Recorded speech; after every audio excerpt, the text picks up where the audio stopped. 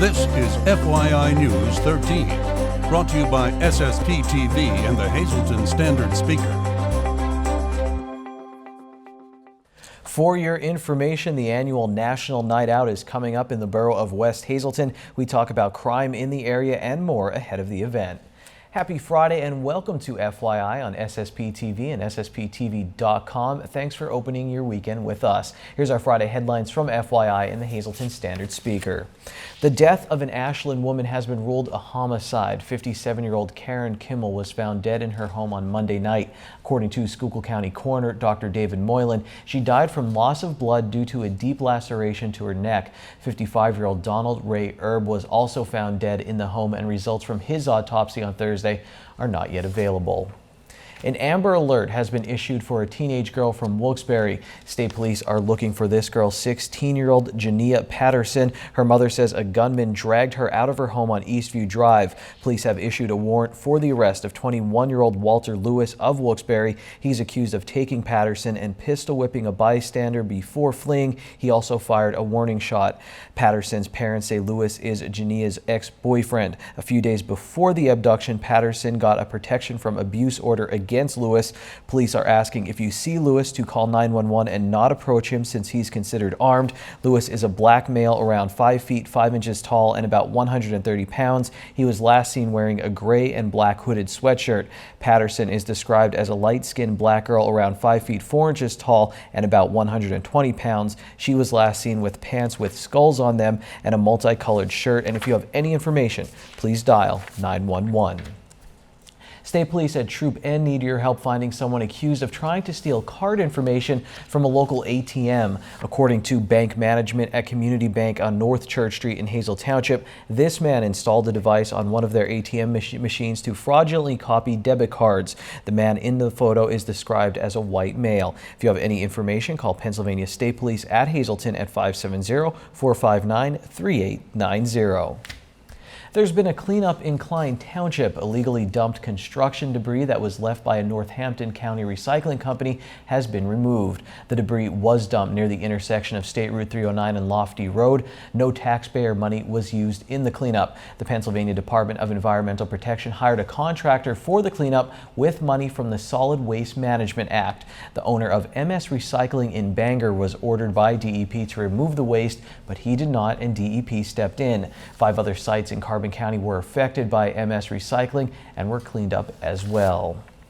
Volunteers are needed to help 2 parks facing hard times in our area. One park houses a BMX track and dog park. Tri-Area Recreation Authority board member Neil Alberto says the authority that runs the Louis Shivo City View Park and the Oneida Junction Environmental Park has less than $5,000 to work with. That, combined with manpower issues, has the authority searching for answers as they look to maintain the parks and pay for insurance. At a meeting on Wednesday at City View Park, options were laid out that include disbanding and reorganizing the authority and joining the Greater Hazleton Civic Partnership. They are also looking for help from volunteers. Alberto is unsure if the Hazleton City Authority would be able to maintain City View Park if the Tri-Area Recreation Authority Board were to disband. If you would like to help, there's going to be another meeting of the authority on August 19th at 6:30 p.m. at City View Park. You can also call Alberto at 570-582-8779.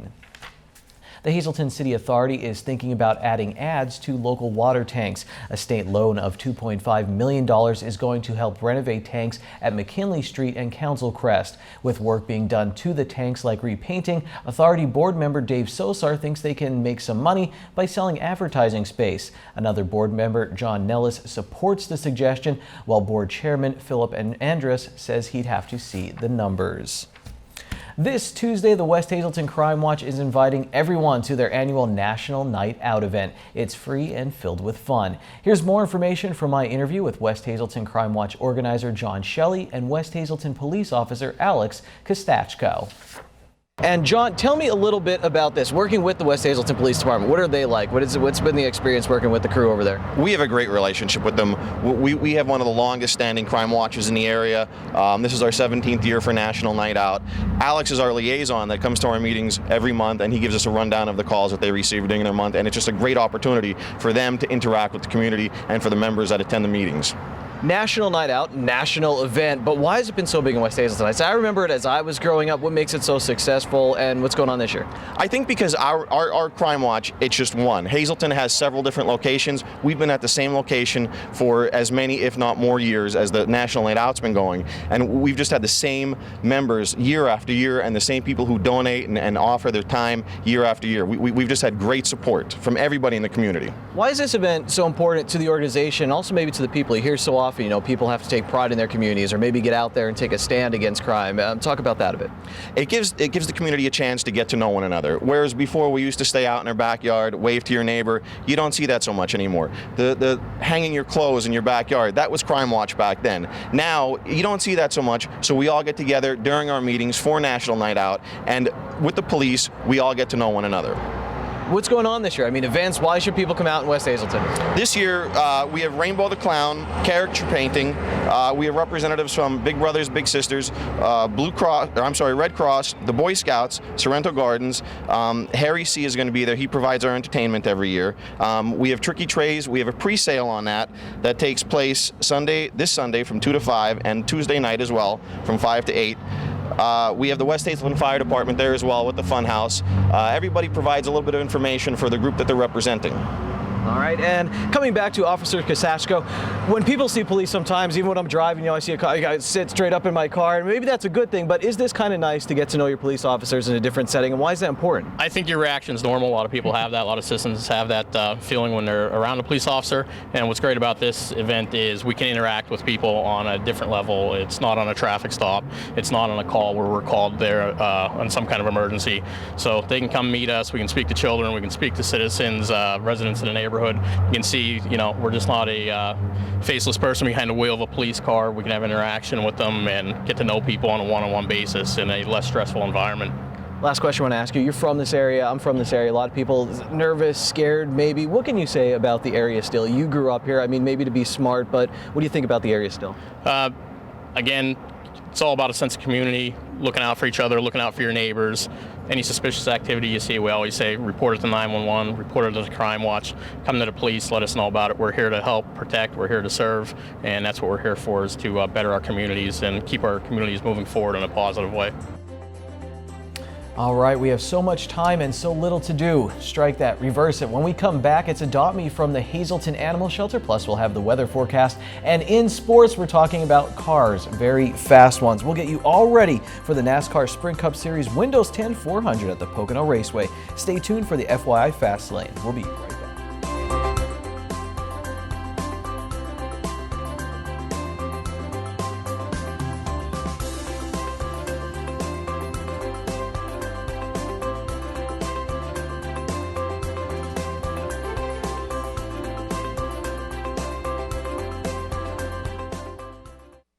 Viewer question: how do you challenge someone's claim to the decedent's property?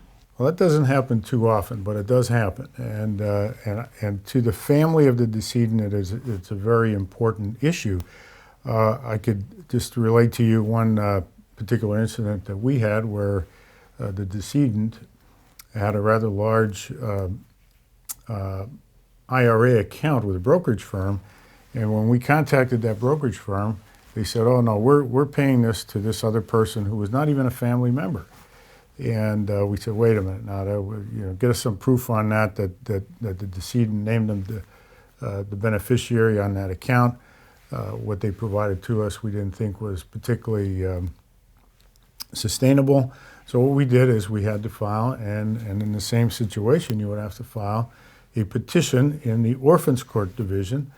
This particular case was here in Luzerne County. We got our witnesses together, including an expert in account management, and we went to a trial. And we had a trial before the Orphans Court judge, who decided that, in fact, we were right, the brokerage house was wrong, and ordered the brokerage house to pay the account to our client, who was the decedent's son. As I said, it doesn't happen too often, but certainly it's an important issue. And if it does happen, you can't just rely on what you are told, particularly if it's something that's odd or different or something you don't agree with. And if you don't agree with, you must ask for documented proof that it was the intent of the decedent to have that account go by beneficiary designation to someone outside the family.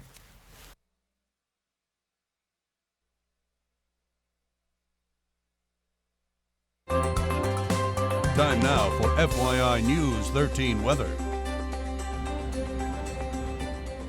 Sam Lassant Jr. and I were cloud watching today, seeing what shapes we could find in the sky. Here's one I picked out. I see a squirrel driving a car on the right, and in the middle, that's Australia, or an animal cracker camel. Let's go to our local weather forecast from the National Weather Service before I get even more distracted. Tonight, partly cloudy. Our low will be 61 degrees with a calm wind. On the extended forecast for our weekend, Saturday, 20% chance of showers and thunderstorms after 3 p.m. For Valley Date, mostly sunny with a high near 80. Looks nice. Saturday night, partly cloudy with a low of 60 degrees. Sunday will be sunny with a high near 80. Sunday night, partly cloudy. Our low will be 62. Next week, we stay in the 80s. On Monday, mostly sunny with a high of 84. Monday night, partly cloudy with a low around 64.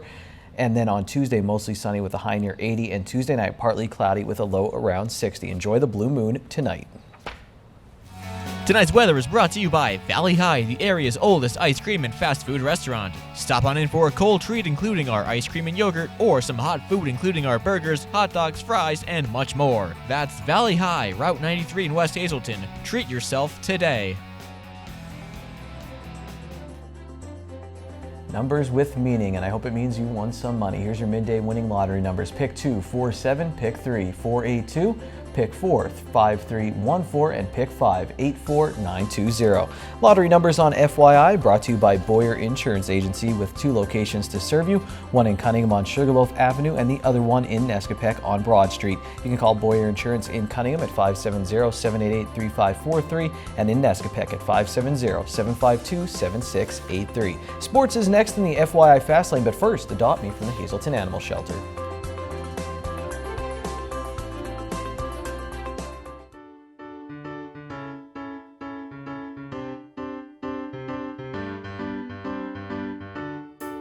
Hello again, and here I am with Mickey. Mickey is an approximately 3 to 5 year old terrier mix. We think Scottish and maybe Cairn Terrier. He's very friendly, loves to be held, and enjoys human company very much. He's also neutered, up to date on all of his vaccinations, and tested negative for both heartworm and Lyme disease. Mickey is very quiet and friendly, and although we can't guarantee any of our animals are housebroken for sure, he's a very clean dog and never makes a mess inside his run. We're not sure what Mickey's like with other dogs, but as always, we recommend you bring down your own dog if you have one and you are considering adopting this little guy. Because of his small size and calm demeanor, we recommend this dog for basically anybody who has experience with a dog in the past, and also first-timers would probably enjoy him very much as well. That's it for this week's dog. Let's have a look at our cats. And here I am with Blackjack. Blackjack is mostly black, but with a little bit of white domestic short hair, who's approximately 8 to 10 months old, and as you can see is very laid back and friendly. Not only does he really love human company, but he really enjoys that of other cats as well. Blackjack is neutered, up to date on all of his vaccines, and was tested for feline leukemia and FIV and came up negative for both. Blackjack is more cuddly and affectionate than playful, but he wouldn't mind batting a mouse around as well. Because of his friendly demeanor and how well he gets along with other animals, we recommend Blackjack for experienced as well as first-time pet owners. So if anybody at home is interested in either our dog Mickey or Blackjack here, or any of the other animals we have up for adoption, please come on down to 101 North Poplar Street here at the Hazelton Animal Shelter.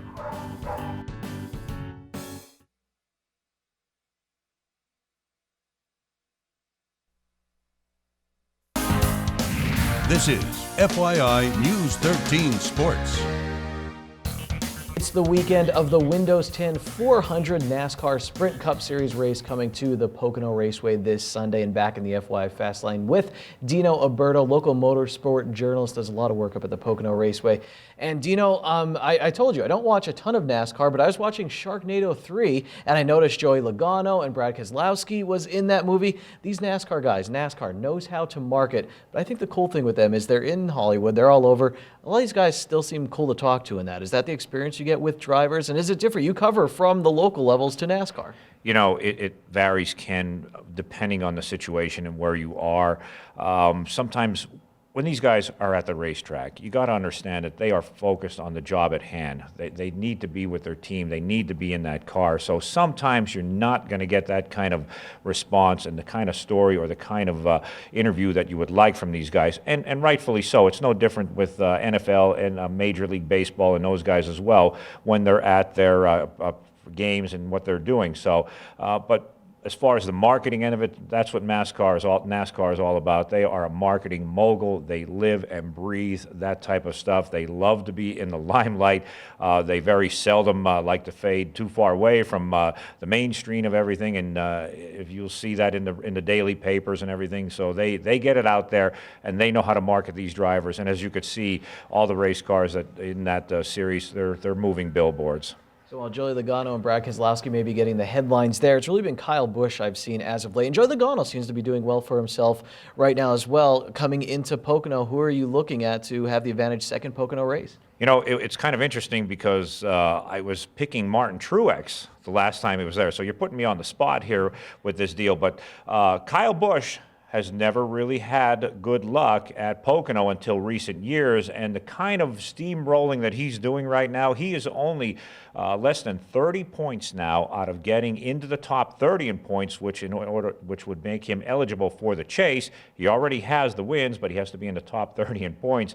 I'm pretty sure he's going to get that this weekend at Pocono, and I'm pretty sure that he is going to be a good bet to take the victory. He's going to be in the truck race too, so he's getting as much track time as possible. And very interesting thing about Kyle Busch, his spotter is Tony Hirschman from Northampton, who actually started spotting for his father, Tony Hirschman Sr. His brother used to race at Evergreen, also races at Mahoning Valley from time to time in the modified division, so there's some good local roots tied on there. This weekend, big weekend at Pocono, ARCA race, but you said the next 2 weeks as well, IndyCar race coming up, and another big race that you said is the longest running at Pocono. Yeah, it's going to be very busy. Right after the NASCAR ARCA weekend, the following weekend, it's going to be the SCCA guys coming in, the Sports Car Club of America, and it's the Pocono Grand Prix, which interestingly enough has been the longest running event at Pocono that has been going every year since 1971. It was part of a nationals event where a lot of points were involved. It kind of has gotten away from that, but still there's a lot of local flair. There's a lot of SCCA guys regionally and locally that will be competing up there. There's a handful from the Freeland area that I could think of, but it's really a neat event. And of course, all of those road courses have been completely revamped, completely repaved. So looking forward to something like that is going to be pretty neat. And of course, on the 23rd of August, excuse me, it's the Pocono IndyCar 500 sponsored by ABC Supply.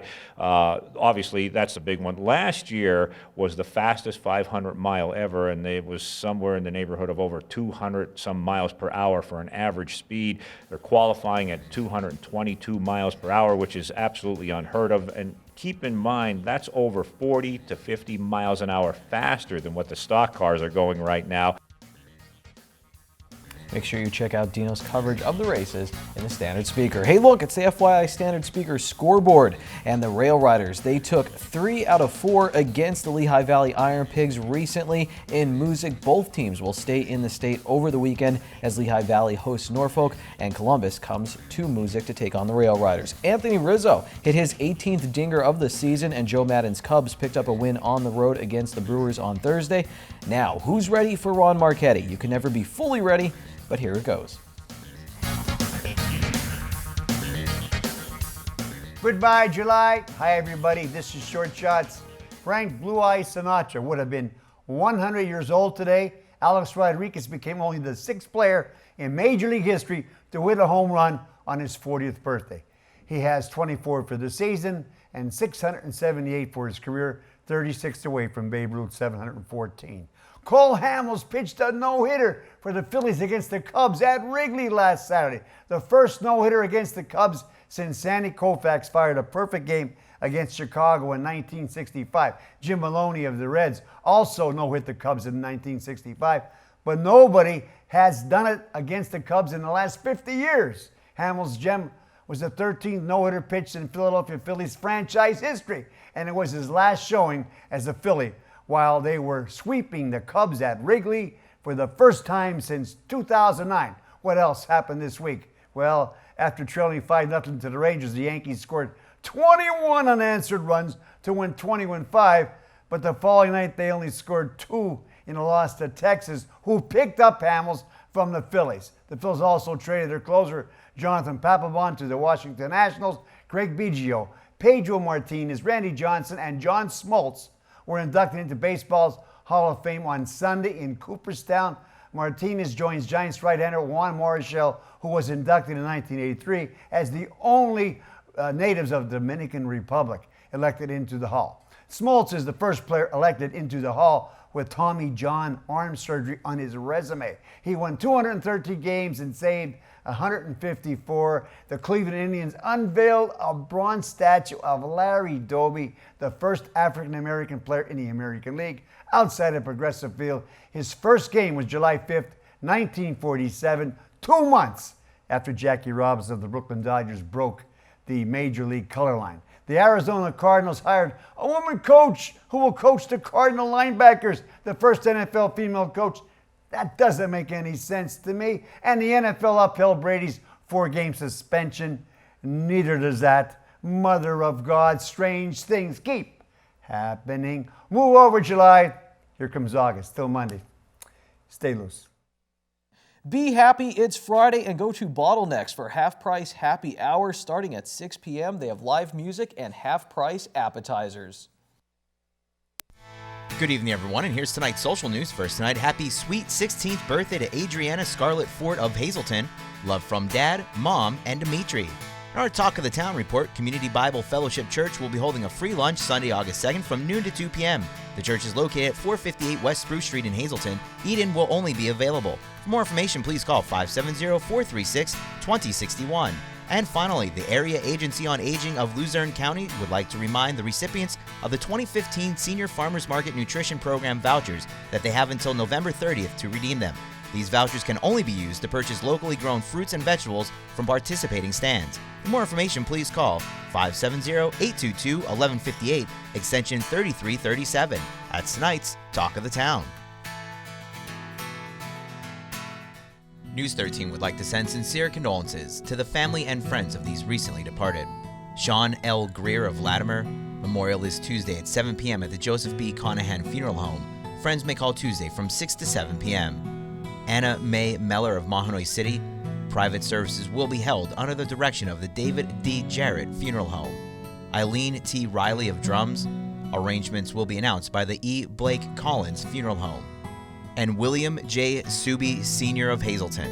Services Saturday at 10:30 a.m. at the Damiano Funeral Home. Friends may call Saturday from 9 to 10:30 a.m.